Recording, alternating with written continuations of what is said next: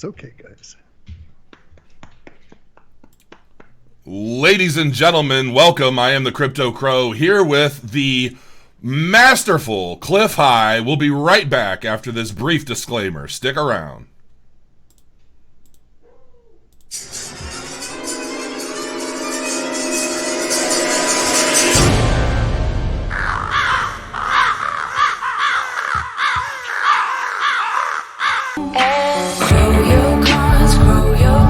You gotta grow your coins. Grow your coins, grow your coins. Grow your coins, grow your coins. You gotta grow your coins. Grow your coins, grow your coins. Grow your coins, grow your coins. You gotta grow your coins. Grow your coins, grow your coins. Grow your coins, grow your coins. You gotta grow your coins.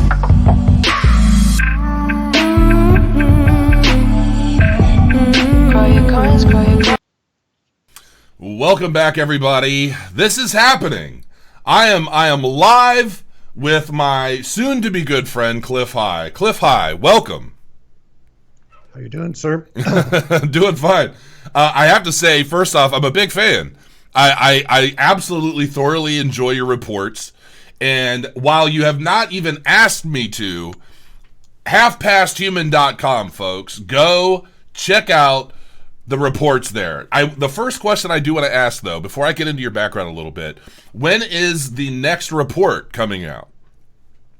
I had sort of thought to retire, and it didn't really take, so I'm working on one now, and estimate maybe the end of the first week in July. End of the first week of July. Okay, so for those that are now, the chat and the viewers are blowing up. I swear you would think I was releasing the new hottest video game last night because there were 170 people last night in chat just waiting.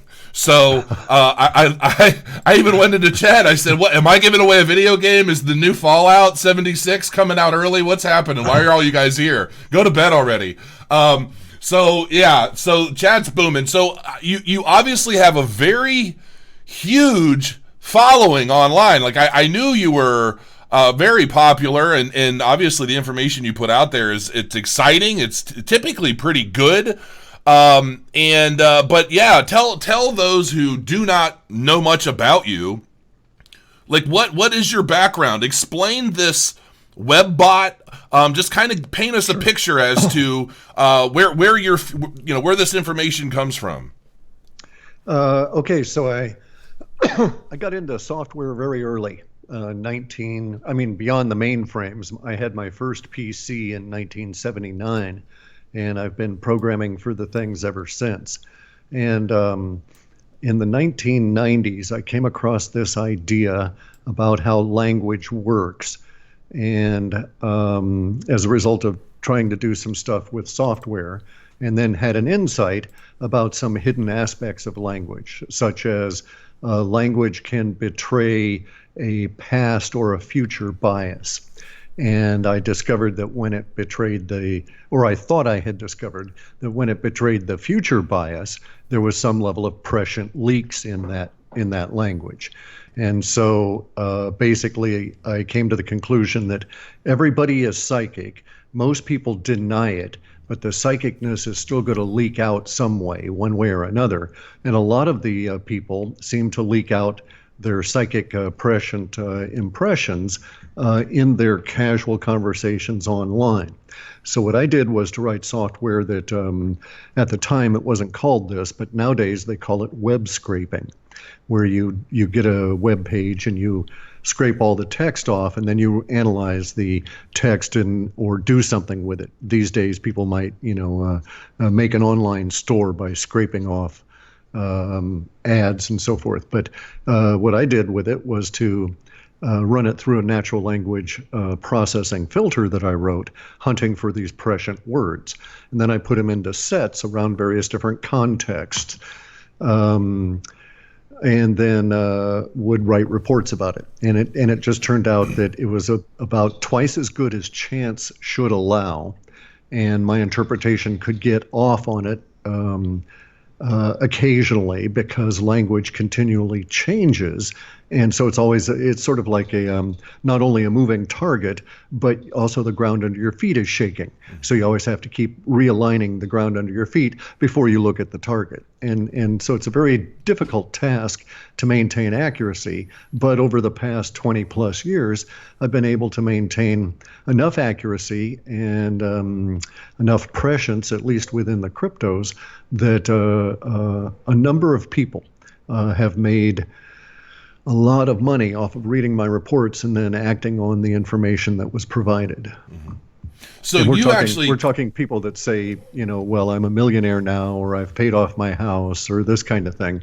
And so it's been rewarding that way. So you actually created this platform, like you created the software yourself that you use.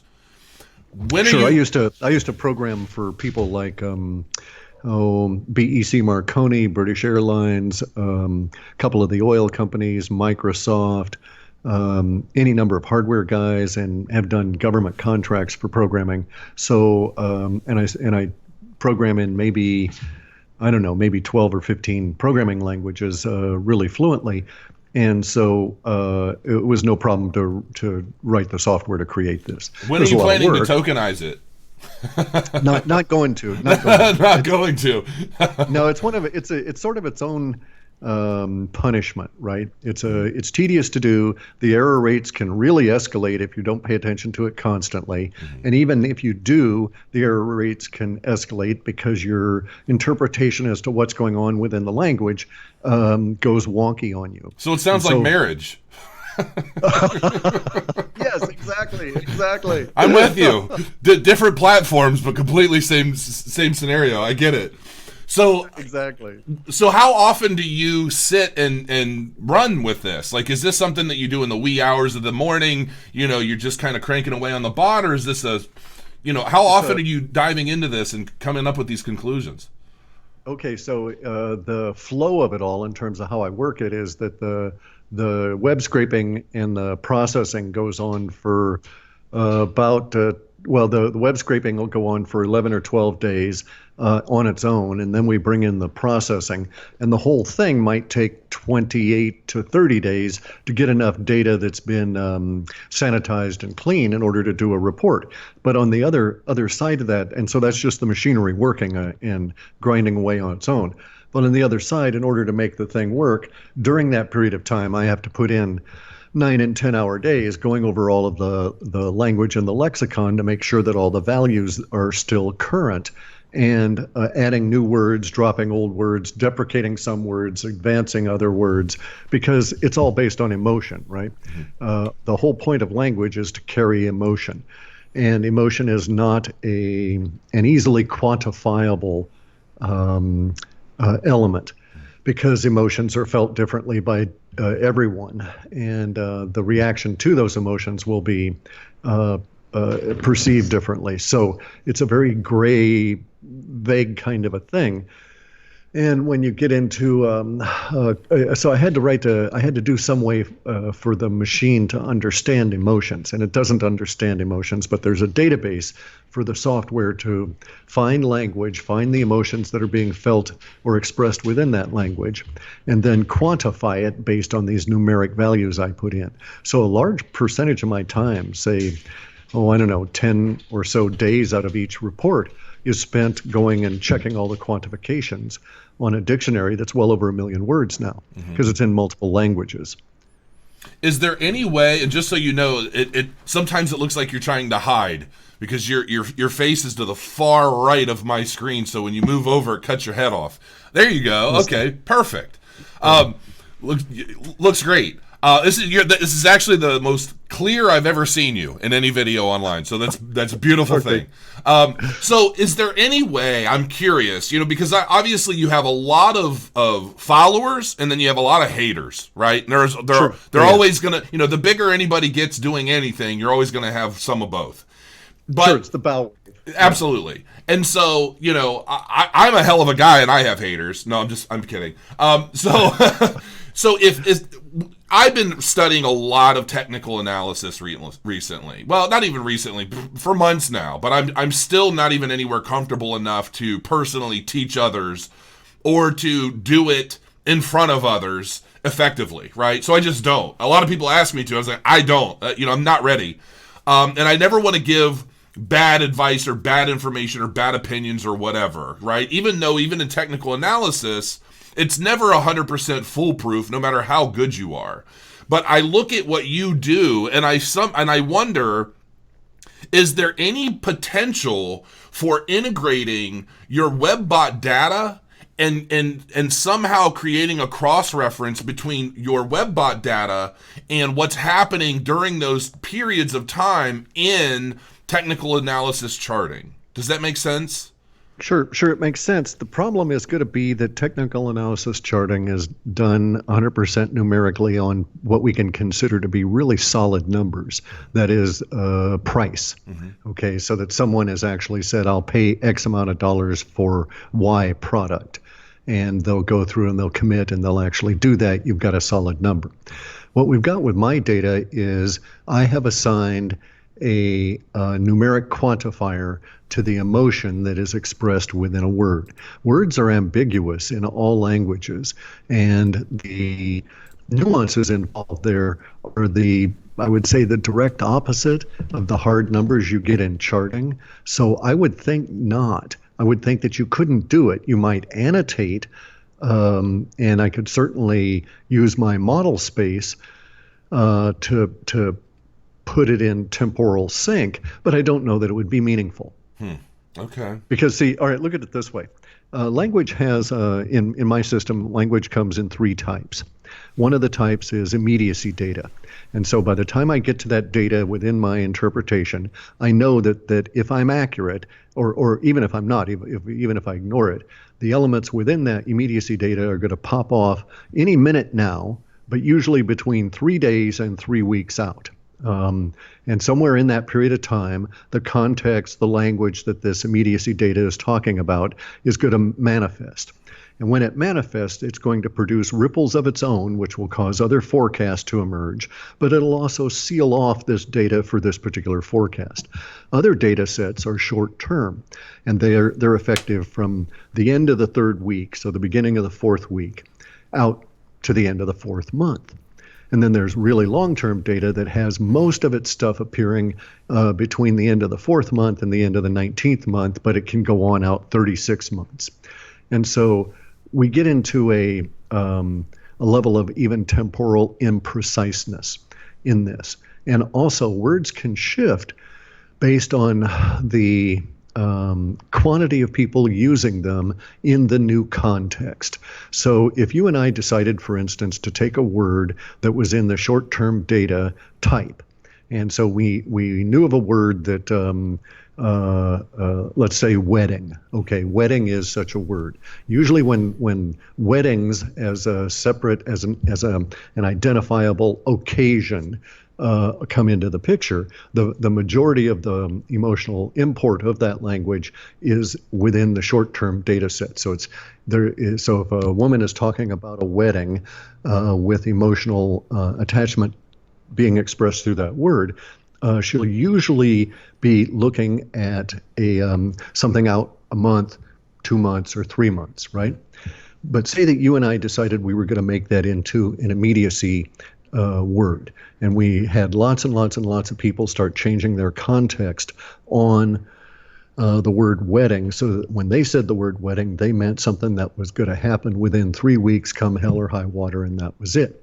We could actually do that if we got enough people to discuss it. We could change the cultural context such that the language that was used in that culture also changed to reflect the new context. And so, in this sense, it's just not as solid as the price, because if someone paid the price for that particular item on this particular day, it's a resolved act. It's an irreversible action. It can't be modified. And within my data system here, we have this ability of the flexibility of language because it's happening continuously. So you're a young guy, you're just barely out of your teens, so you probably remember hanging out with your fellows and creating new slang. And involving yourself in new words where you heard someone use a word that really reflected something and resonated within you. And basically, the way I put it is that particular word expressed an emotion that you were sure your parents did not feel. And so that's why we do evolve slang.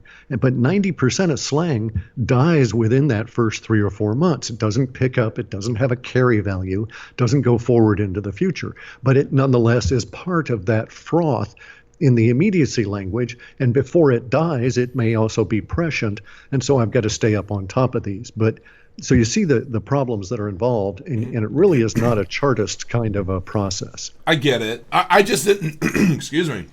I didn't know if there was any way, like if you're, obviously if I read through your reports, you have a laundry list of predictions on crypto. Like I expect this to happen with this coin, this to happen with that coin. And I didn't know if when you're putting those predictions together, that these data sets can be broken down in any kind of short, medium, long-term time frame, and then that information be correlated to the actual chart data. You know what I mean? So I could go back into a chart and say, okay, well, around this time, this is the charting activity that I saw. And then if I take this WebBot data and I cross-reference the time periods, there's a way to kind of use one to support the claims of the other, sort of thing. That's kind of what I was talking about. Yeah.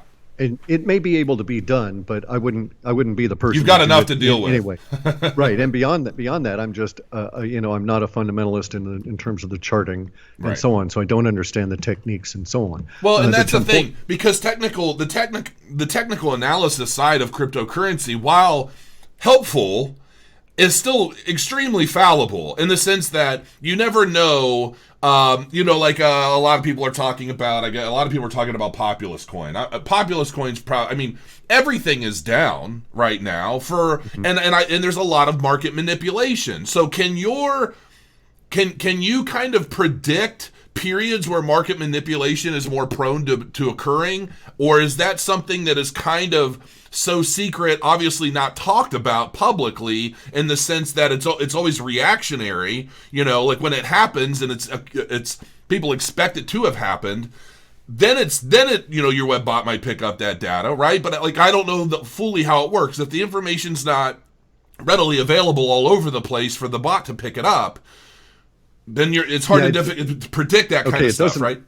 Yeah, that would be sort of a backward-looking web scraping. Mm-hmm. No, okay. So when I pull up data, it's actually forward-looking. So right. I can predict market manipulation up to or I can predict periods in which we could just say that the pricing is going to be a little bit wonky. It's just going to be a little bit. It would be manipulation that would cause it, but in the sense of the data, it would show up as being unpredictable, that it could be this or it could be that. And the reason that we get this is because of the I don't use conscious language. So it's not like the web scraping is going on out and looking for people talking about what might be the price of XYZ coin. All right. It doesn't work that way. But the context for XYZ coin might be, let's say they're tokenizing bikinis, all right? And so somehow they're tokenizing bikinis, and if I see a lot of words online in unusual places relative to past runs about bikinis in a forward-looking way, and those words have context around them going to the economics, the financial aspects of it, the business aspects of bikinis and so on, then I can say, aha, there's an emotionally prescient wave coming that will affect bikinis, and therefore I would expect that XYZ coin, which is tokenizing bikinis, would at least get a pump due to the being on everyone's mind kind of thing in the attention market. Make sense? Yeah, I get it. Okay. So I guess let's start with. I'm curious. I guess we can go through a little bit of a list. So right now, starting at the top, Bitcoin's situation right now, having just dropped drastically in a day, which I shorted Bitcoin at like 7,500, right? So I basically exited my position, assuming I'll buy back in at 5,000 to 6,000.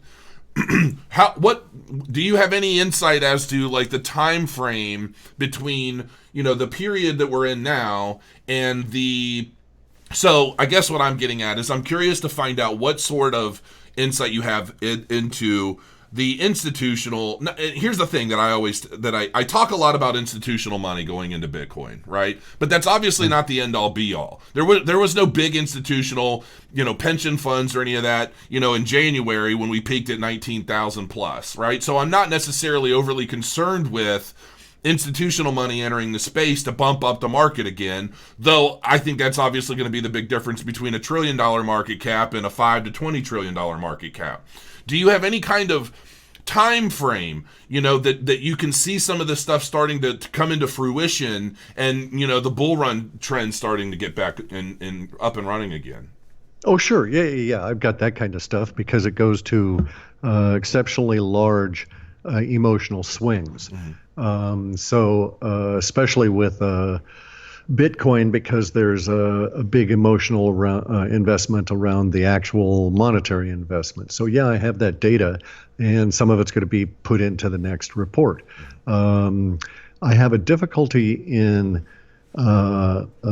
making any particular statement about the dates and so forth now, because I'm not that far into the interpretation process. I know the emotions that are going to be prevalent. I can see the descriptions around the conditions that will cause the emotions to change, but I haven't gotten to the part of mapping that into model space to get an idea of the time frame that we're looking at.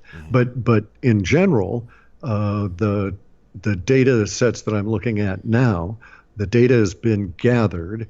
And so in general, the largest bulge is in the short-term stuff. And so by short-term, I mean the end of the third week out to the end of the fourth month. And so I would expect that when I get into matching up in the model space, I'll find that the information is within that time period.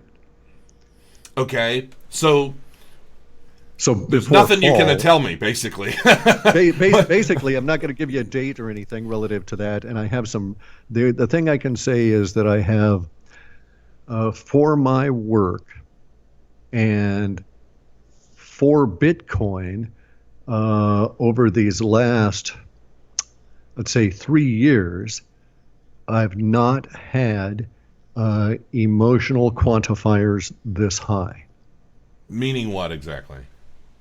That the emotional quantifiers that were present in October and November, the emotional tone, so to speak, the numeric value for the aggregate emotional tone around Bitcoin, is lower than what I'm finding now. So when we get into this next bull run, it's going to make the frenzy of late last year seem small. I've been thinking the same thing, and I've been telling everybody that while we're still in a period where I look at it like a lot of these institutional players and the pension funds and everybody, they're waiting for the SEC, obviously. And I actually read a report last night where somebody was talking to, I actually read this on Reddit. Somebody had sent it. There's so much good information on my Telegram channel. A lot of these guys they're sharks, man. They go after and they find all this stuff and they share it. And I read this thing where it was explained to somebody what the institutional money is waiting for. And it broke it down by basically saying one of the key things that they're waiting for is the price of Bitcoin to fall to the point where the network itself is almost wavering. In other words, they want Bitcoin to be at a price point that it's just barely enough for the network to sustain itself. And then that's when they'll know that they're buying it at a good price, that they're buying it at the perfect time. And they're basically saying they're not in any rush. So however long that takes, they're willing to wait it out. At least that's one of the key points in like a 12-point breakdown as to what these guys are waiting for. And it actually was a pretty good read. I was probably going to go over it in a video maybe tonight or tomorrow.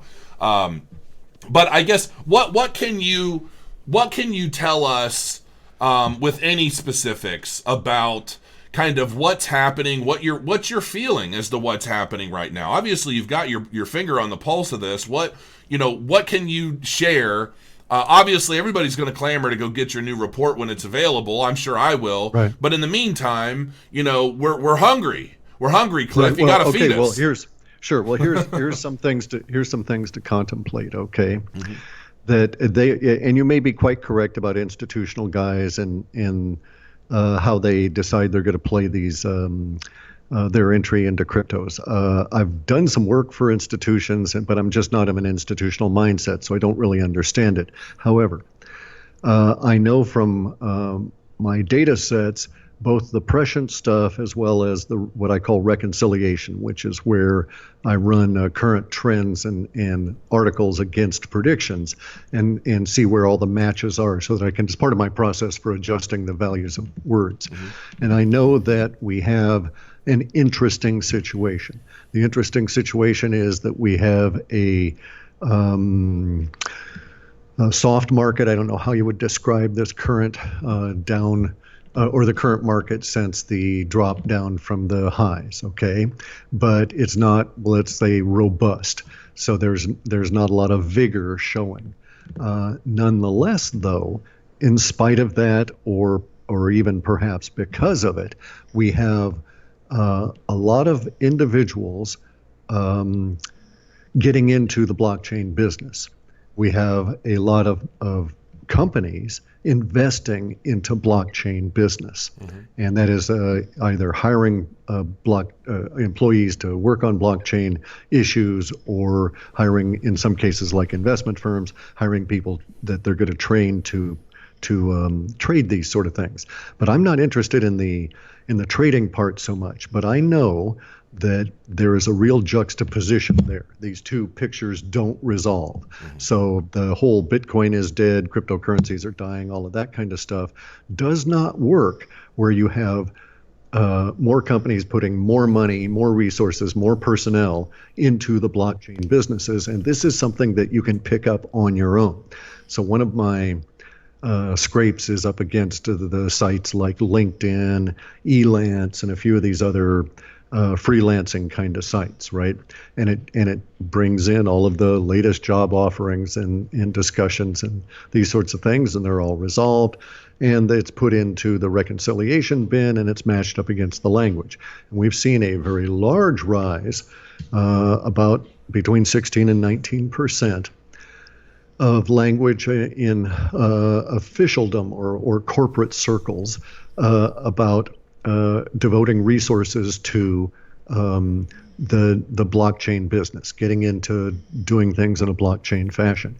When I go to officialdom sites that are government based, and I have to say that it's not 100% all .gov kind of sites, because in other countries they manage things differently, and NGOs or non-governmental entities will be tied into the government so tightly that anything that the NGO issues you need to read as though it was officialdom kind of a thing. But even there, we're looking at government, a trailing indicator and a backward indicator. But even government is up between 9 and 11% just in the language about committing to doing new projects in blockchain. Well, see, to me, there's a big difference between companies that are wanting to get into the space and basically print their own money in it, and those who are looking to invest in the current establishment, right? So when I think of a lot of these big companies out there.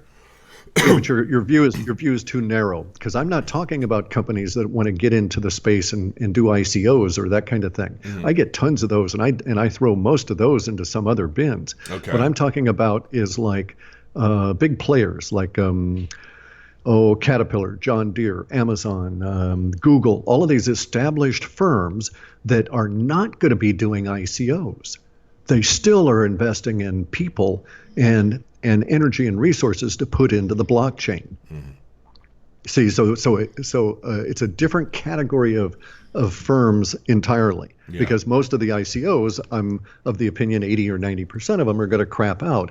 And so that's the speculative froth, I want to have a great business and make a fortune kind of thinking. It's not I work for a mega corporation. We're going to hire 100 people to devote to seeing where blockchain can work with our particular systems. And there's a lot of the latter. Right. Well, and when I think of blockchain, I think of, I try to focus as much on actual new blockchain technology, like the Ivy coins, the Cardano, the stuff like that. Whereas I see those being the roads, and all the dApps and apps and platforms and everything that's connected to those blockchains as being kind of the side businesses, right? Those side businesses come and go, but the roads are always there to stay. And that's kind of the way I look at things a little bit. Okay, but I'm going to dispute you on the names you've brought up, okay? Because Cardano is not a mined coin. Sure. It's not a blockchain. It's centralized insofar as I'm concerned. So I at a technical level, I would dispute that you can use those as any kind of a metric for what's going on in blockchain kind of stuff. And here's something. Here's another thing, right? I'm really old. I've been through this technology cycle many times as we've been moving computers down into the phones. And I've even worked for phone companies. And there's something that you have to understand.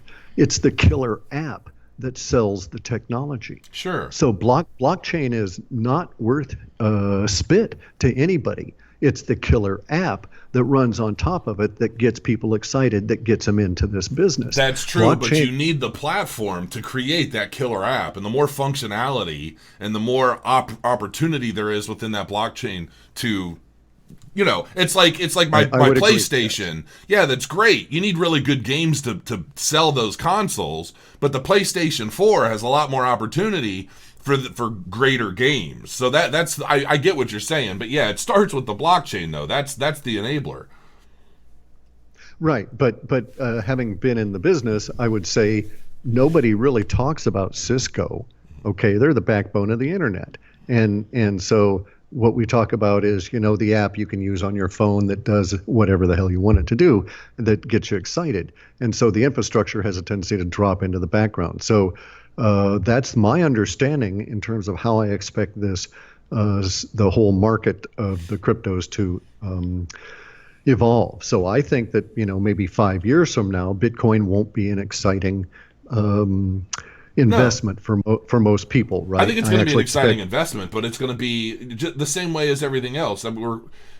It's going to be the primary coin used for trading, and I think it's when we're done trading alts, it's going to go back and sit in a Bitcoin, a little pile in our room.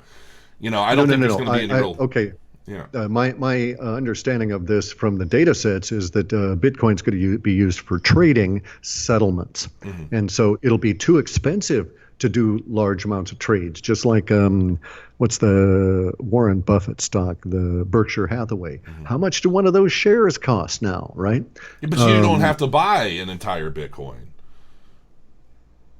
No, correct. I understand that, but you're also going to find that people, insofar as what the data would suggest, we're looking in 2021 to 2022 time period of Bitcoin being used to do cross-border settlements by large corporations or governments, and that Bitcoin sales, so to speak, will be for investment purposes will be to a slightly less dramatic market because it'll be used for international settlements.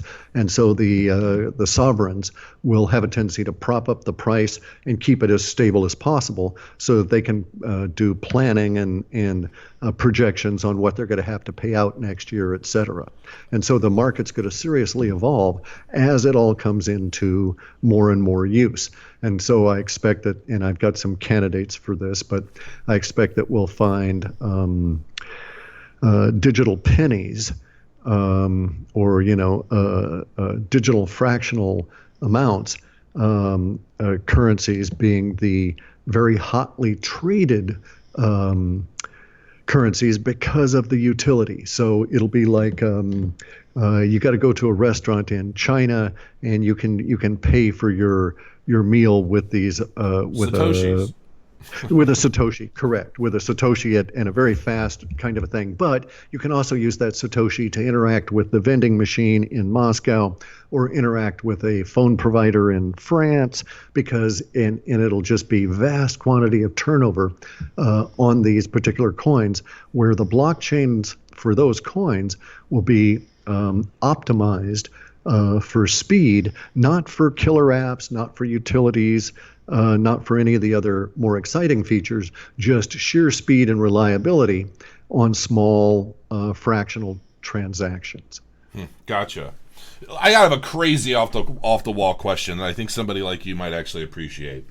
What do you think the odds are? You're talking about countries using Bitcoin for settlements and such.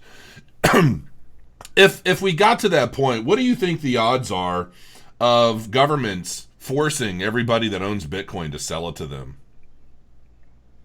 That's probably 100%. You think so? The question is which governments and under what conditions? Right. Okay. How much duress will they be placing on their citizens when the governments have to come up with this?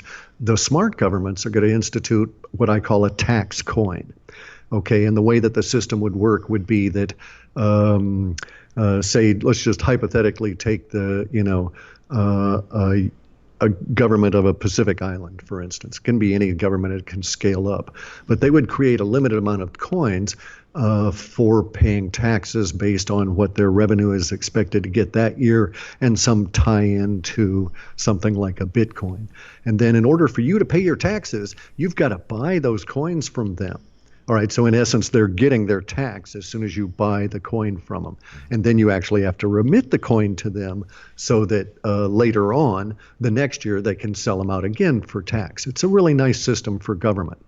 And the thing is, well, it's not that bad for us, though, because it eliminates all the fiddling around. Okay, it eliminates all of the cheating and all of the gaming of the system. So right now, I'm in a terrible situation where if I work too hard, the percentage of the effort I'm providing just in payment to tax it scales up and it becomes disproportional.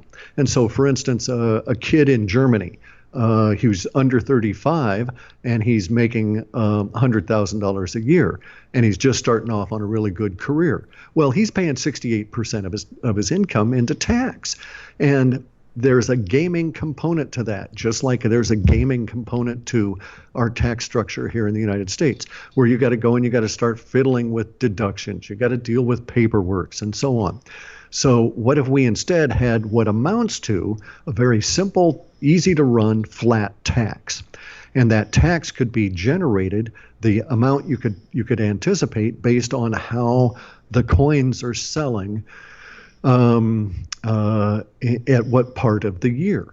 And so you could theoretically, if they opened it up as a fluid market, you could buy your tax coins cheap at the like on April 16th, as the government's selling out last year's tax coins and reissuing them for the next year. Maybe there's a discount on it if you buy the tax coins early. But if you wait until December, you're going to pay 2 or 3 or 4 times what you might have gotten them for in January. And it would end up being a flat tax that would be gamed at a different level. It would be gamed at the market level, but not with the mucking about with the Internal Revenue Service, okay? And you wouldn't have those kind of things, and government wouldn't have the huge amount of individual effort going into the simple process of raising money for itself. And it can be spread down. So in other words, you could go and buy coins to stay at a state park, or go and buy coins to stay at a national park. And in so doing, those coins would have a tax coin component to them, so that you would get the benefit of having paid the fee to the park extracted from your taxes because of the nature that the coins would generate. So maybe whenever you spent $100 or $200 or some arbitrary figure in park fee coins, you would also be kicked out some small fractional tax coin that would represent the value to the government of you paying that fee, and they don't try and collect it from you on the taxes.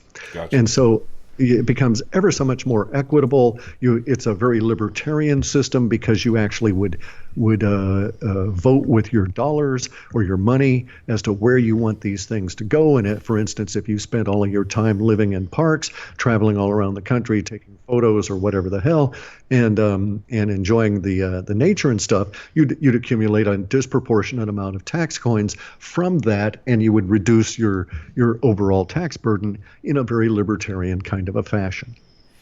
Okay, so I'm going to ask you some questions about some specific coins, and some of them you may or may not have heard about. I'm not quite sure, but I'm curious what your thoughts are.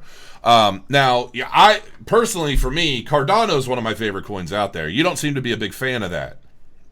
I don't like non-mined coins, okay, because they're centralized. It's like Steemit. It's like EOS.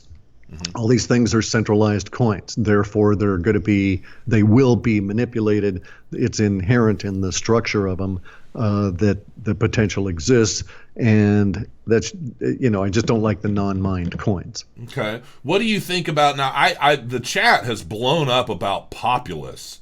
Now, I'm not aware of the Populous situation, but I guess it's down from $90 to $8, and it looks like everybody's looking for your thoughts on Populous. On our data sets, Populous still is the leader in a niche space that's quite large, and it's the current value of the coins is speculation based, in my opinion, not value based. And so as Populous gets more and more of the leases under their system, the value of it is going to rise over time. But it's not going to be what I want to say. It's not going to be rapid. It's going to be incremental. It's going to be steady. They're going to get more and more business underneath the envelope. How do you feel about Celsius Network in comparison to Populous? Which now? Celsius Network? Yeah. Okay. So I was going to say there's a number of other entrants into the factoring business. The thing that makes Populous more interesting to me than these others is that Populous coin has not got the same level of exposure to bad information because of the way that they've got the data from the government system. And you can argue as to how valid the data in the government system is, but they've got that built in as one of their very initial checks and balances as they go forward. So some of these factoring coins, because of the way in which, or the white papers are written in such a way that I say that if they actually implemented that particular approach that they're describing, it could be gamed very easily in the following manners. And that's what you have to watch out for. There's a small but significant percentage of fraud that will attack the factoring business, and if it happens too early in the whole process, then that particular company could get disproportionately hit with fraud and go down because, say, some 20% of its early 500 contracts were fraudulent. They really need to worry about that. Okay, I'm looking at chat now. Debitum. Do you have any thoughts on Debitum? Yeah, there's okay, so I've got to be careful about some of these things. I don't want to make hasty impressions on it. I'm not disposed to see Debitum in a bad light, but there's some elements that they need to bring forward that I have not seen recently in order for me to feel a little bit more comfortable about their potential progress. Can you say what those elements are? I'd rather not. Okay. For a couple of different reasons. Okay. So, but I'd rather not. Okay. All right. I'm seeing Digibyte all over the place. What's up with Digibyte? Digibyte's gonna come on in and club you over the head and force itself. Digibyte has a very determined and professional management approach, and they're the reason you're seeing a lot of them around is because that management has decided that certain things are going to occur at certain times, and they're proceeding ahead. Digibyte also has within my data sets an interesting wrinkle in it, in that it is giving or that the data is showing that Digibyte has a long-term strategy that may even be mapped out a number of years for all I know, but has a long-term strategy. And so I could say that they've got a plan and they're working that plan. And so far, they seem to be meeting their interim goals. Mm-hmm. So don't be surprised, by the way, to see the amount of language devoted to Digibyte that you've already seen double between now and September. Okay. Skycoin and box mining. Please ask him. I don't know what that's in reference to. I'm sure you do. Box mining is a term for mined coins, right? Mm-hmm. Running computers to mine the coins. Skycoin is an interesting kind of an organization, but the Skycoin process, the way in which they're going about their goals, has seemed somewhat, or has been evidencing somewhat disfocused attempts to grow. I've got to be careful of the language here as well, because I'll be getting into some of the Skycoin issues, but in the next report. But Skycoin has potential, but it's also got a let's be all things to all people kind of a mentality, and those usually fail. True, I agree with that. Open platform. I just recently went really big on open platform. And this is a selfish question. I'm just curious what your thoughts are there. What's the open symbol for it? It's open. It's a platform. It's a scaffolding for developers to create cryptocurrency payment gateways and just about any kind of app, website, you name it. And it's all blockchain based. It's pretty. If you're not familiar, look into it. Okay, it's actually pretty. Here's the thing. Okay, you've made some statements that are contradictory. I haven't run across this, but there's no such thing as a development platform that's blockchain based that will allow developers to create payment gateways and I have to qualify that, for anything other than the platform they're working on. So people don't understand what blockchain is. Blockchains are very, very dumb and slow databases, and the only thing they have going for them is this concept called consensus. So blockchains are not the next SQL. They're not spiffy, high-end data storage and retrieval operations. They don't provide developers anything in that regard. So if you're telling me that Open is developing a blockchain that developers would create applications against as a test case for using those applications on other blockchains, then I would say, well, not many people are going to use it. Because if I'm going to develop something for, say, Ethereum, I'm not going to test it out on Open. I'll test it out on the Ethereum testnet. Mm-hmm. I won't devote my code to Open at all. So I think there's a misunderstanding there, but okay. Yeah, check it out. I will just say check it out. It's I'll look at it. Yeah, it's basically it's an easy to use platform to create blockchain based payment gateways, and I'll just leave it at that and let you look into it. Okay, let me also state that anything that's going to be used for blockchain based gateways is going to have to compete with the giant players that'll be coming out of Asia, mm-hmm. that have had a number of years working on this and are very, very good. So it's going to be a tough market. Nothing wrong with competition. I'm seeing all kinds of crazy stuff. So let me ask you some not necessarily personal questions, but just out of curiosity, where are you as an investor in this space? Like what? No, I'm not an investor. I don't do that. I'm a hodler. So, okay. Okay. So when I get the stuff, I just hold it. I'm not into trading or trying to maximize return on. You crow on your money. coins. What's that? You crow your coins. Correct. And exactly. And what I do is I just I'm holding for some eventuality, and I just work. Right. And so consequently, so I'm the wrong person to ask on investment kind of stuff, because I just don't do the trades.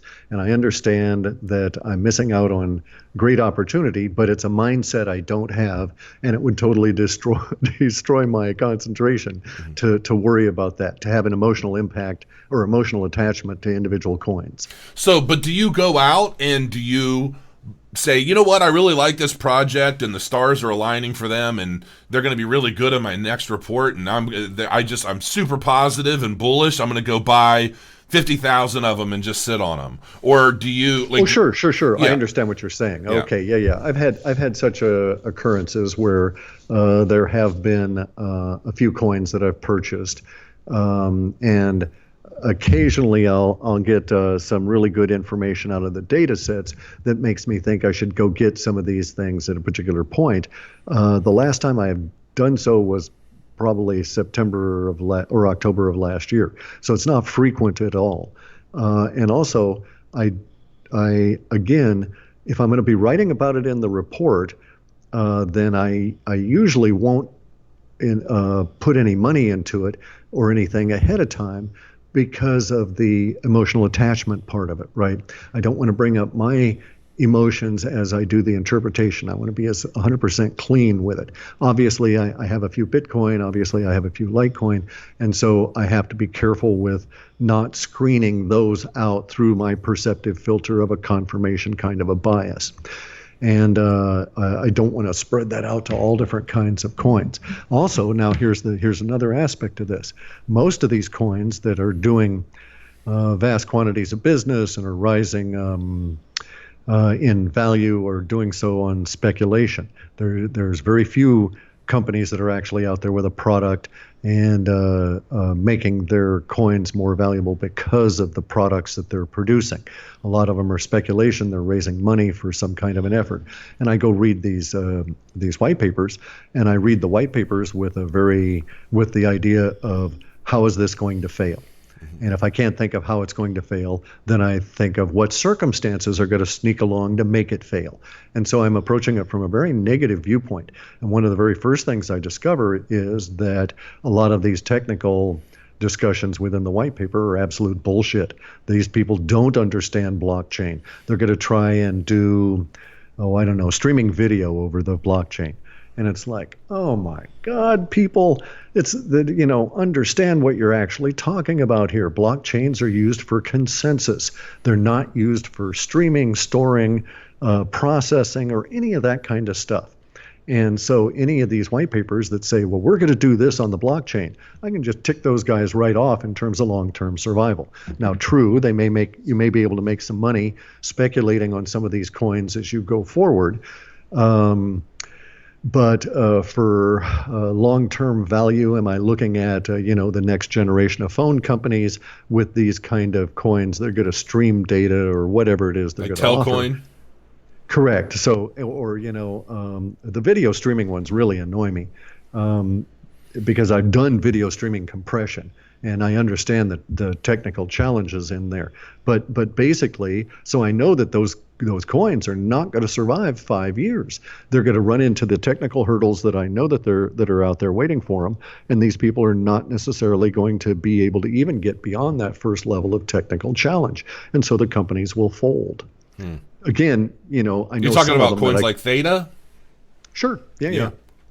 And so anybody that's telling you they're going to stream video over the blockchain doesn't understand what blockchains do.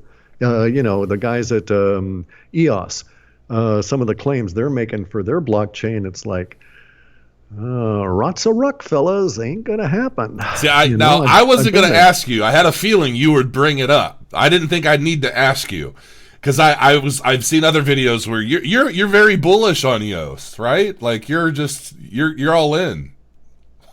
On EOS? Yeah, I'm kidding. Yeah, okay, humorously, sarcastically. I don't like their concept I don't like the language within the white papers. I've followed the developers and seen the many panics they've been into, and then the financial structure and the parties involved in that financial structure make me want to puke. And what does Mike Novogratz possibly know about EOS that perhaps you don't? In the sense that I know he's bullish on EOS, but he's also not a tech guy necessarily. He's a finance guy. Maybe, right. See, and maybe he's just figuring on making money off of the gray period between now and their failure, which is there's lots of opportunities to make money on EOS. Doesn't mean, in my opinion, that it's a good thing to do that. I would prefer to make my money on something that's going to be solid and add value to humanity and exist for a number of years. I agree with that. I try to do that as well. And so maybe Novograd knows that, oh, hey, look what's going to happen here. EOS is going to get all this stuff whipped up, and I'm going to short the absolute hell out of it because I know that the top 3 leaders are pedophiles, and there's arrest warrants pending for these guys, and they're just going to crash and burn. And oh, yes, we can make lots of money off of it. Maybe that kind of a situation. I don't want to put words in his mouth, but it may indeed be that he's looking at it from a financial aspect, not a particular, do I really want to be in business with these guys, or a technical aspect. Right.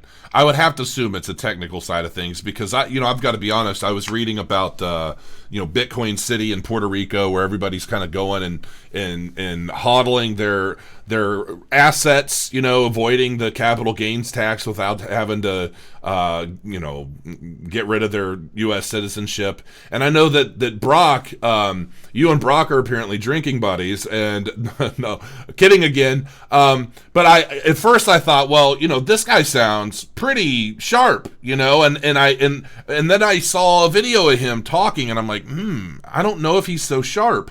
And then I saw something else about this whole blockchain city, and I'm like, maybe this guy is sharp. And then I saw a video about you talking about him. I'm like, oh, it's been such an up and down thing. And now I'm kind of sitting on, okay, so if half of the negativity that I've been hearing about this guy is in fact true, which I do not know, I'm just staying away. I was even asking my Telegram channel what their thoughts were on EOS. I do not hold any. I do not have any. I've never bought any. Right. There's always been something about it that just, and I've never been able to put my finger on it, but there's just always been something about it that it's just kept me away, so I've never bothered. But so many things have been coming to light about, Brock, and then I saw the where he kind of distanced himself from EOS, and I saw another video after that where you're like, well, where is he's still there? Like, there's no distance really created. And look at the what this says at a macro level. That the waffling back and forth, the mixed messages coming out of the EOS thing. Brock Pierce is a pedophile. He's fled pedophilia charges in the past. That's their modus operandi. He's got to flee. He's not somebody that you can count on to stay there and tough it out when the going gets tough at a technical level. But is that fact? I mean, are there like public reports on this and everything? Or Sure. Just go to Google and look up Brock Pierce arrest Spain. Okay. And and just that's all you have to do. You can go to the YouTube and look at the movie An Open Secret, in which you see Brock Pierce explaining his predatory addiction to children in that movie inadvertently.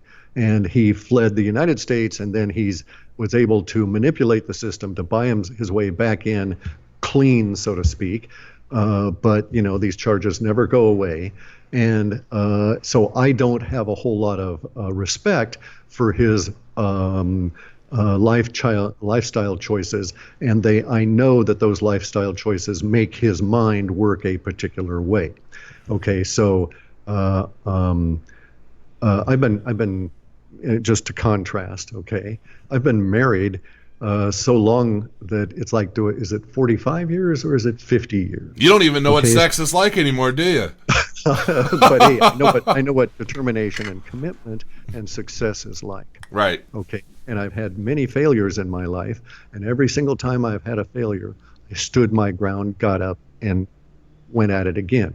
I don't take the approach of abandoning it and fleeing. That's what I expect Brock Pearson and Block One to do when they run into their technical challenges, of which many of them await them. They're nowhere near out of the technical challenge issue. And the whole thing of the long-running ICO and the way in which the money was raised and who has it now make me think that there was a potential setup to exploit the situation, allow EOS to crash, and make the money off of the instant appreciation of the ETH. Because bear in mind that as soon as EOS collapses, everybody's going to turn their attention back to Ethereum. That's a very good point. And also, by the way, I saw you mention that before, and it didn't quite make sense to me, but you just put it into perspective. You're basically, these guys are holding a shit ton of Ethereum while they're developing on EOS. Why would they be doing that? Correct. And they're not holding the majority of the money in EOS. Right. They've sold off all of that. They converted it to Ether. So they stand to benefit when EOS fails, but they don't stand to benefit proportionately if EOS were to succeed. So it makes one of those things that make you go, That's actually a really scary but very valid point. If that, yeah, I mean, assuming all this stuff is fact, I mean, that's. I personally have no interest in EOS. I mean, I had never heard of any of the pedo stuff until watching you talk about it in the video, and I've got 3 daughters, man. I mean, like I can tell you right now, if somebody were, I don't know, man, there'd be a lot of dead people if anything like that happened to my kids. I'll tell you that right now. A lot of dead people. But yeah. On a lighter note, what do you think is the biggest fail coin? What do you think the biggest failed coin is going to be at the end of this year? Well, we've already discussed it. In terms of biggest, it's going to make the largest impact is going to be EOS. You think that's going to seal it? Its fate is going to be sealed this year. Okay, in our data sets, there's something that's going to occur, forecast on the very long range data from now, and it's forecast to be emotionally active in December and January. So December of this year, January of next year.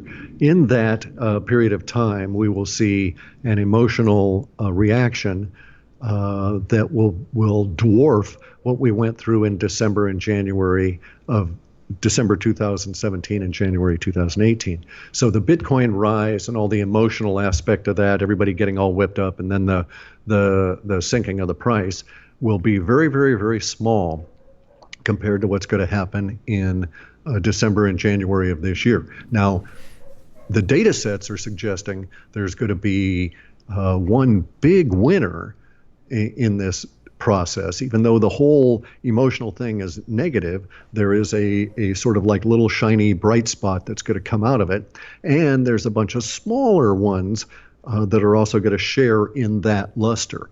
And I don't have details, but I have a sneaking suspicion that we're looking at a scenario that might be akin to EOS totally crapping out, and then vast quantities of people turning into Ethereum to make up for their lost time and their misinvestment. And as a result, the Ethereum network rises up, both in terms of value for the ETH, but also for the generalized activity in it. And thus, I also think that there's this small scattering of maybe a dozen coins or projects that also share in the luster are those people that are developing the apps for the Ethereum and are rolling them out in reasonably short order.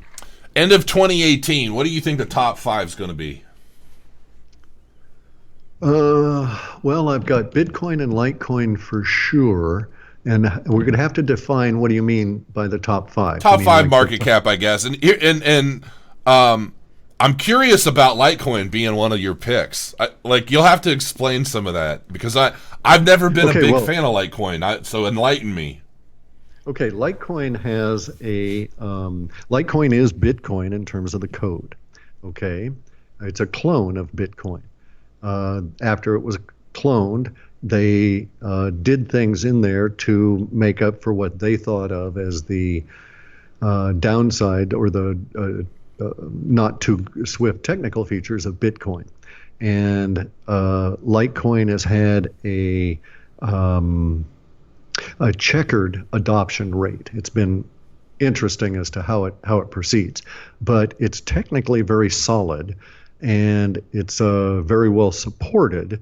And within our data sets, we see a transition, a hard transition caused by need, that is going to cause a bunch of these retail corporations in September and October, maybe even as early as August, start feeling the need to accept payment in something other than fiat. And as a result of which, because of Litecoin's positioning ahead of that and their robustness in terms of the quality of the service that Litecoin can deliver, they will be able to segue right into this. So it would be very much a situation, and I'm going to throw out these names, with no validation whatsoever, right? This is speculation at this point. Mm-hmm. It's an example, but it would be very much as though we got into September and it was announced that PayPal, Amazon, Google Pay, and Alibaba all decided in once to that they needed to accept cryptocurrencies right away, and they turned to Litecoin to deliver the goods. And so it would be that order of magnitude that we see waiting for Litecoin sometime this fall. These companies that I'm proposing are just examples. It could be that the United States government decides that Litecoin is going to be the new tax coin. Whatever it is, there's this big emotional, solid kind of boost that gets under Litecoin in fall that has and it's a temporal echo of what happened to Litecoin when Litecoin was about $36 to $42, okay?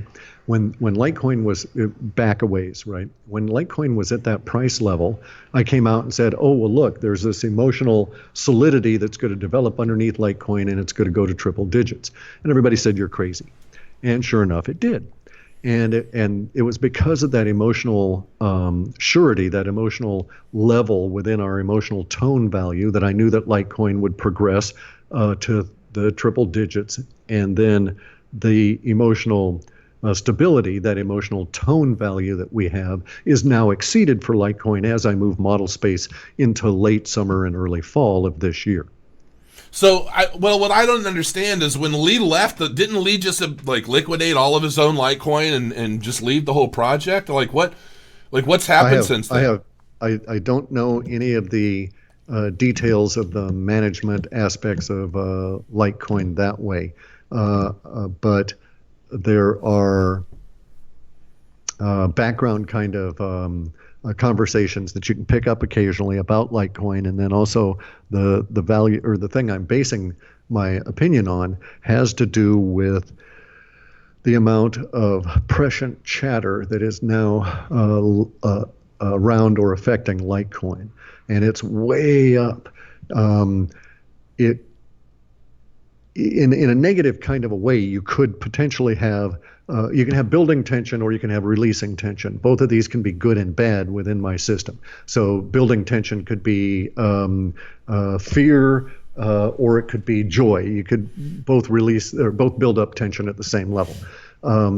So it's not 100% certain that we understand the direction of the emotional aspect of this, but the outcome relative to Litecoin is emotionally positive. Its emotional tone value rises up into a good level there. So I don't know details. What I'm basing this on is the prescient language within the data sets at this point. I don't have a tendency, or usually I don't go out and hunt up something to validate it. I don't go looking for a confirmation bias. If the data suggests that Litecoin's going to go on up, then I'll report it that way, and I'm wrong or I'm not. I get it. I don't think I could, the same thing with kind of the way you look at EOS and all of the details about its management For me, I look at Litecoin and the fact that its own developer basically left and sold off all of his positions. That to me is like a big red flag that, well, the future's kind of bleak. Like, with so many new technologies and projects launching that could very easily replace Litecoin, I mean, but you're saying you see that in the top five. Right. So you've got to qualify your language. There are very few coins that could easily replace Litecoin. Bear in mind, Litecoin has kiosks. They've got point of sale systems throughout the country. Those cost money, time, and effort to develop and get out into the public. So I would dispute that there's anything that could very easily replace Litecoin. I also don't know the details of the sale that Lee did on this, but you also have to understand there's not a whole lot of development that needs to be done on Litecoin. It needs effective management and to build up a greater network effect in order for it to succeed. But it doesn't have any major technical code hurdles to overcome or these sorts of things. And as a developer, I know that once I get to that stage, since I'm not a maintenance guy, I get bored, I move on. I go on to the next project. So it may indeed just be as simple as that. And so you have to be careful. I'm advising this in making assumptions and watch the language just that you use about these kind of things, because if you actually know of coins that could easily replace Litecoin, then please name one. I haven't seen anything, and I read now. Well, first, let me correct myself, because apparently, maybe I've misunderstood a story. I remember what was big news that apparently Charlie Lee had sold off all of his Litecoin and left the team. People in the chat are saying no, that's not exactly what happened, that he had donated some of his Litecoin to the Litecoin Foundation and he still leads it. So I've seen conflicting stories. Maybe I read some FUD stuff and I just left it alone from there. So if I stand corrected, then I stand corrected. Now, as far as being easily replaced, this is the way I look at it personally.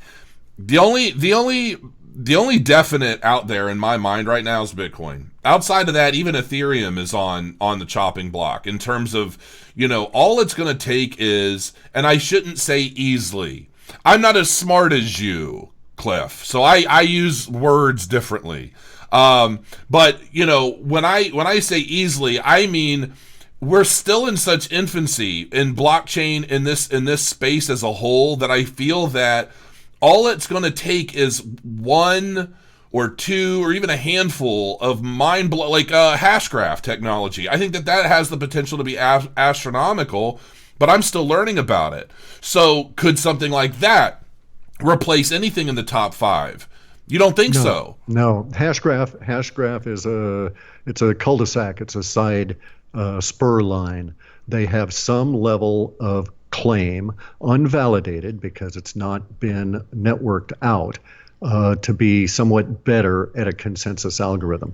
They've got no proof that they're faster at a consensus algorithm, or that the consensus algorithm that they would derive is any more secure or useful than the consensus algorithm currently being used by almost all of the coins. So Hashgraph is claiming a technology. They don't have network effect. I've been with Bitcoin since it incept. And so it comes out, Satoshi comes out in the white paper. It's a number of years before you can actually say, hey, look, there's network effect here. It's growing on its own, even if this person drops out and this person was a good evangelist for it. But it's growing on its own simply because of the network effect among humans. You don't see that in a lot of these coins. You see claims that they're going to achieve it, but they don't have a marketing program or a plan or any of this. So I would suggest that Hashgraph is, if it were going to be able to replace anything in the top five, except perhaps on speculation value. So you have to understand humans are weird, and they would speculate and hope that Hashgraph was going to work and pile a bunch of money into it, and maybe it would rise up to where it actually met in the top five. But if it was going to do that and sustain it other than speculation value, then in order for it to do that this year, it would have to roll out hundreds of people that would be evangelists for it, and it would start having to roll out product and code within the next year. Okay. And even if it did do that, and there were lots of projects on the hash graph, and they had a hash graph network, and they had mining and so on, it's still running a number of years behind Bitcoin and Litecoin, and it'll take it at least 3 or 4 years to get to the point where it's proven that it's not going to fail as soon as the key players withdraw their energy, as soon as the key goes out of their plan, the chi, their life forces. If they take a vacation, it doesn't collapse. That might take them another 2 or 3 years. I've worked in business, and so it's difficult to take technology into business. You may have to, as a salesperson, call on an individual medical marijuana or recreational marijuana shop 5 or 6 times in order for them to even look at your point of sale system. And then they may have to tell you, sorry, our state legislature doesn't allow us to use your point of sale system for your coin because the legislature is backward looking and only looks at these 4 coins, and that's just the way it is. And so these other businesses in that particular state, pizza shops, all the places you need to have the acceptance, it's going to be years before you get anything in there. And so if they're not factoring this into their business plan, and they don't come out and say, well, it's going to take us 6 years and we'll have an estimated 2% of our point of sale system penetration in the following markets. If they don't have that kind of realistic view of it, then you've really got to question what's going on. So in a nutshell, what do you predict the top 5 cryptocurrencies for any reason, but primarily, obviously there's speculation, there's, everybody's trying to figure out what's going to be the next best thing. You've got the FOMO and the hype, and you've got all that. I know that primarily you look at the technology first, right? You look at it and you say, is this going to change the freaking world? And if it's not, I don't really give a shit. The rest of us dumb folks can't look that deep into technology, so a lot of it has to do with, the populace, the pulse. Where does everybody think this is going to go short term, long term? Me personally, when I put money into something, I do it for different reasons at different times. If I buy something for myself personally, I look at it the way you do. What's going to change the world? What's going to last long term? What's going to grow over the long term? Okay, so that's primarily what I look for. From purely an investment short-term perspective, I look at what's going to make the most money in the next 30 days to 90 days to 6 months to a year, depending on how long I want to hold it. So, when you look at it, we can say that if you're looking at things from my perspective, and we note that I'm analyzing it on a technical level and I'm harsh on this kind of thing, then we can say Bitcoin, we can say Ethereum, and we can say, even though I hate it, it's probably going to include Ripple. I knew you were going to, okay. And then, I'm not a Ripple fan. Right. And I'm not a fan of Ripple the same way I'm not a fan of Cardano. They're not mined, et cetera, et cetera. It's under control. But anyway, and then also there's Litecoin in the top 4, and then the 5th area might include Cardano today. It might include Stellar tomorrow. It might go to Miota, the day after. So it's not going to be as stable as one might think at the end of this year. Mm-hmm. Bear in mind that at the end of this year, we're going to be deeper into our financial crises than we are now. We're going to be deeper into the dissolution of the European Union. We're going to be deeper into the creation and dissolution of all of the fiat money system. And as a result of which, we're going to be in a much more chaotic environment at the end of this year than we are now. Part of that chaos is going to be reflected in capital fleeing fiat to go into Cardano. Into crypto space, right? And indeed may be a situation where Cardano makes out really well. Hey, I made a prediction that Cardano could hit $24 by the end of the year. You think I'm crazy? You think it's possible? Oh yeah, no, I think you're crazy. It doesn't necessarily make you wrong. Touche, old man, touche. Right. But and so you have an emotional attachment to Cardano. Mm-hmm. Thus, you're going to be looking for confirmation bias on Everything. Correct. Absolutely. And I don't like having emotional attachments. I don't like seeking a confirmation bias because you find it, right? And I'm actually in my line of work, I prefer to find things that I don't agree with, because then I can really think about it and see why I don't agree with it, and yet it still comes out that way. So under the circumstances, I think the story for the cryptos is going to be very much whipped up. It's going to be very exciting. It's going to be, as I say, much more exciting in terms of the amount of verbiage in cryptos than we went through last year and early this year. And it'll be much more exciting on, say, an order of magnitude, maybe 2 orders of magnitude over what we experienced. And this will be a reflection of the corporations and the institutional money, but also all of the smaller people that are all getting into it. So you'll find, the pizza shops and this kind of thing, once they start putting in the point of sale system to accept the Litecoin, then they're going to be accepting Litecoin. They're going to be accepting Bitcoin in terms of their individual, the owner of the pizza shop. And, he may decide, okay, well, it makes no sense for me to save my wealth, my extra calories, my wealth from my store in dollars, because they're printing those things. So, maybe I'd better personally go and buy a Bitcoin or a fraction of a Bitcoin with this month's profit, just so I'll be sure and have it and I can pay taxes on it later, that kind of thing. I'm curious, you haven't mentioned Neo at all. We haven't discussed it. Yeah, well, I'm just curious. What do you think about it? I don't even own any currently, but I do really like Neo, and I'm noticing a lot of really good projects coming out on the Neo platform. And I like Neo a whole lot. It's as I was saying, a lot of the majors are going to come out of Asia this year. Asia is going to be resurgent in the crypto space. And I don't know that they're going to be backing down again in terms of how officialdom is going to be dealing with it. So I love Neo. I love OMG. The payment gateway issues you were discussing. That's one of the heavy hitters.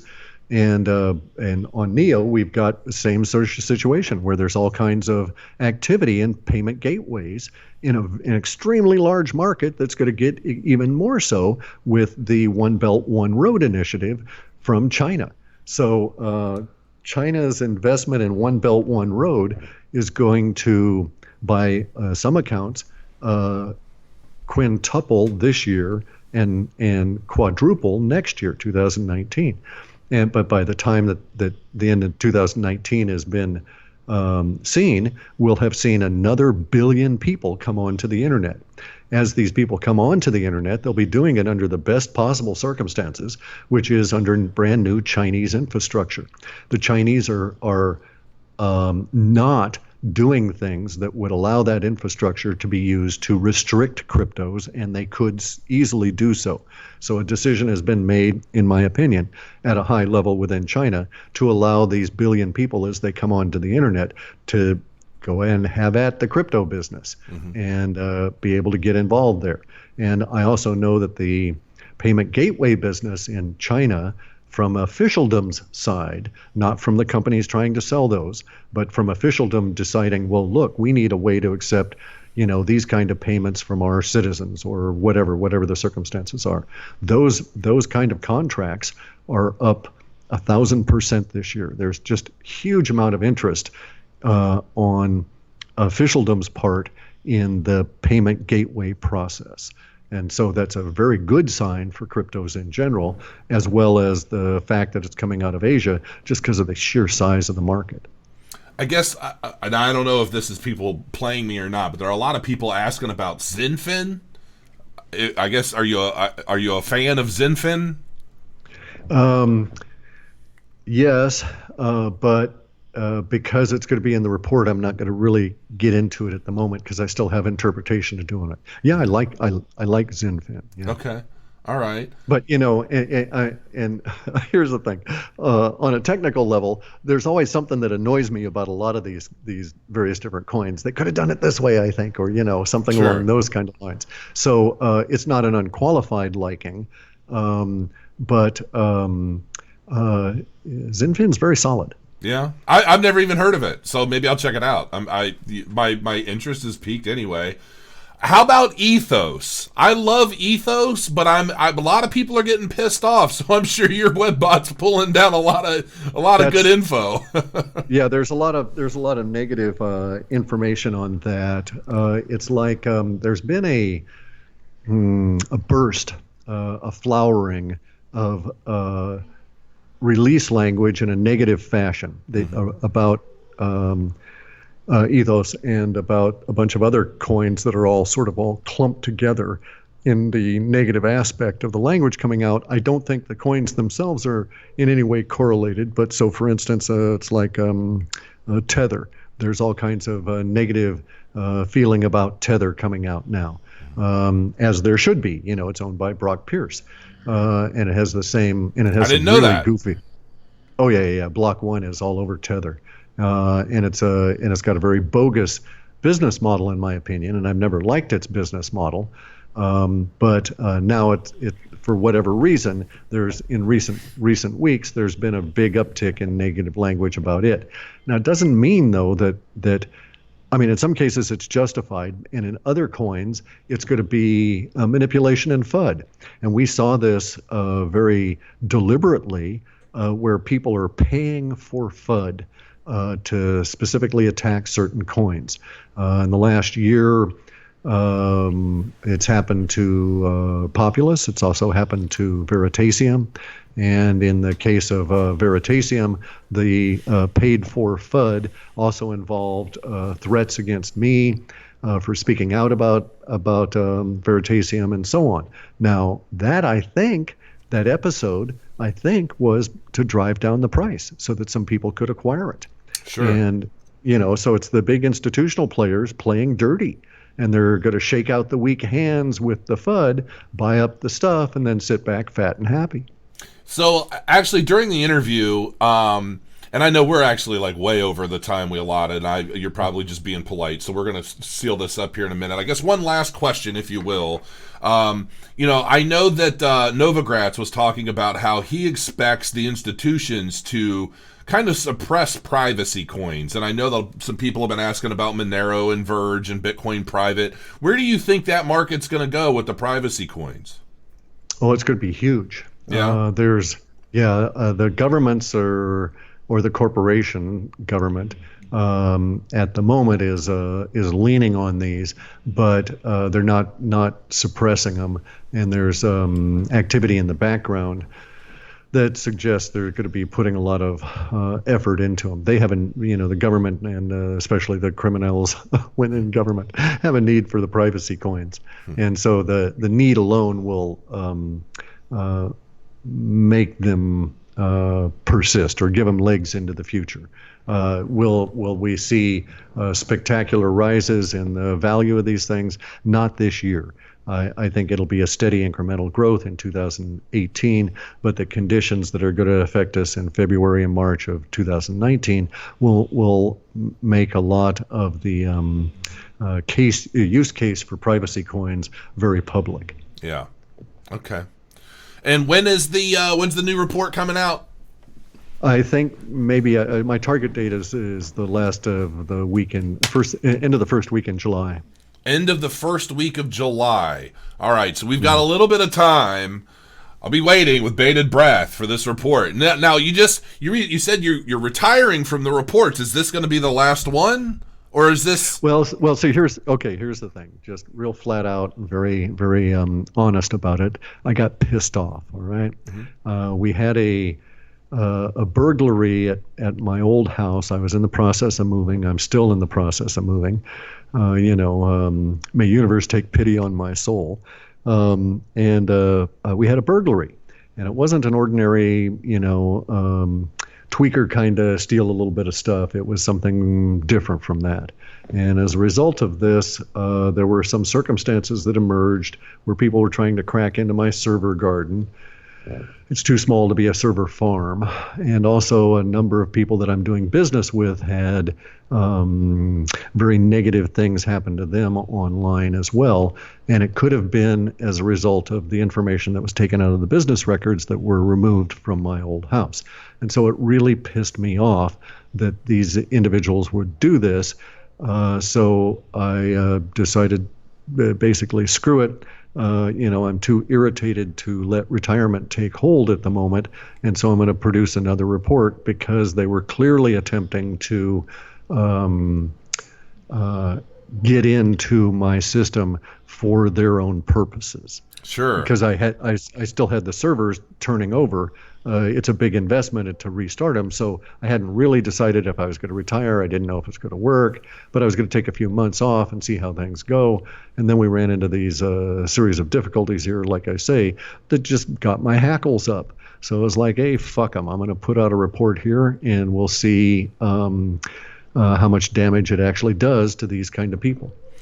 Well, I was hacked, and since then I've just adopted a whole I'm a target for everything, and I have done so much stuff like, I've planned and prepared for in-home invasion, online invasion, you name it, man. Somebody tries anything shitty, they're gonna have a real bad day. I just don't play any games anymore. A lot of people used to tell me what a target I was back in the day, and I just never quite understood what that meant. And then once, well, I've never been a target for anybody. It's like I'm 7 feet. I'm a giant guy. Of course I'm a target. Everybody sees me, I'm an easy hit. But yeah, when it comes to this kind of stuff, yeah, I